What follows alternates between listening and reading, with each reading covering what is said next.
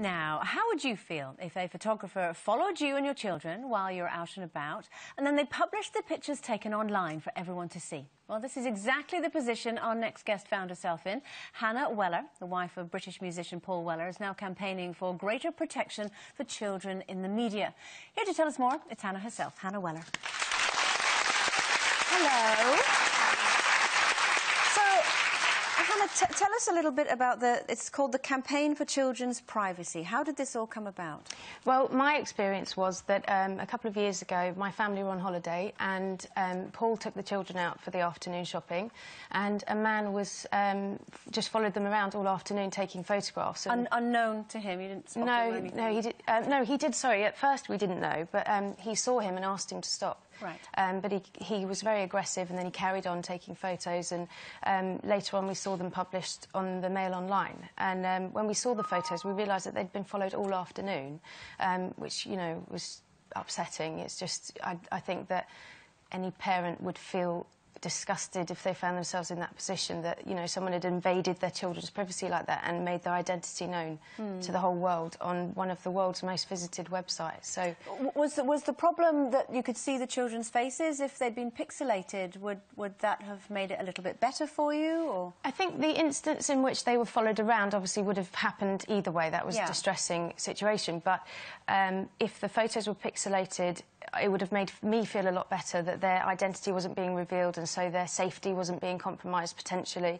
But I also think that if this campaign is successful and we do achieve a law which says that it's not allowed to, that the publications are not allowed to print pictures of children, their faces unpixelated without the parents' consent, and consent is the key, because it should be the parents' decision, I believe. You know, it's a parent's right to decide whether or not they want to have their pictures of the kids in the paper, and if they're asked and they say, yeah, we'd love that, then that's fine. But for the decision to be taken away from them, I think, is unfair. And so if the law came in, I think that would act as a deterrent, and maybe not so many children would be chased around parks, you know, because the photographer would know that they weren't going to make any money from the photos. But there'll be some people who'll say, Hannah, that they wouldn't have been chasing your children if they weren't the children of a famous person. And while obviously a parent is a parent is a parent, you feel protective towards your children anyway, there are some that might say that that's what comes with being famous and you just have to put up with it.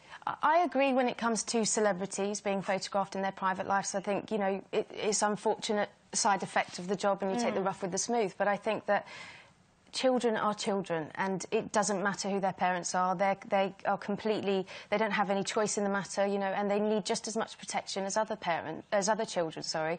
And also this can affect anyone. There's a really good example the other day, actually, of a Telegraph article where there was a young child being told off by his mother on the beach, and there we go. And they actually took the decision to pixelate the face, which I'm massively impressed about, and I think this is exactly what we're asking for. You know, it doesn't detract from the story, it doesn't infringe on press freedom, it doesn't create any kind of safety issues for the family or for the child, and that's what we're asking for. But unfortunately, they're not the. That's quite rare, you know. There are lots of people who don't do that. Well, I can see where you're coming from, and I fully appreciate that your children haven't asked to be the children of famous people, and that their privacy should be respected. And at the moment, there's a voluntary code where editors are supposed to decide, you know, if it's in the public interest or not. And I can see all the shortcomings in that. Now, as a former newspaper editor and a journalist, I see one fundamental flaw in your well-intentioned campaign, which is that every night on the television news we see the children of war and refugees photographed without their permission, lying in hospitals and refugee camps. Now, are you seriously proposing that campaigning journalists and war reporters go around the world getting clearance from the parents, because it's not practical apart from anything else? So, and the other thing is, we need to see these pictures of these suffering children. We need to have these children photographed in war so that we give money to the causes that are helping them. Absolutely, that's a brilliant point.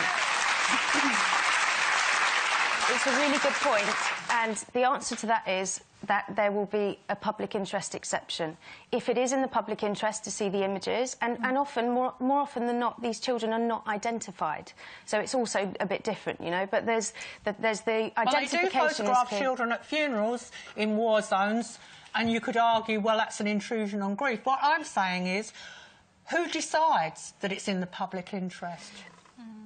A lot of it comes down to common sense as well, you know. I think that if it's children fleeing from a war zone or something like that, then it is important. It's important for the press to be able to show the public what's happening, you know, in the outside world, and to feel passionate about it and things. But when there's a big difference between that and a child being photographed on the swings or on the way to school and things like that. So it is a really valid point, but the answer is there is a Hannah, we'll have exception. to leave it there, I'm afraid. But thank you for coming on to talk about your cause. It's Hannah Weller, everyone. Thank you.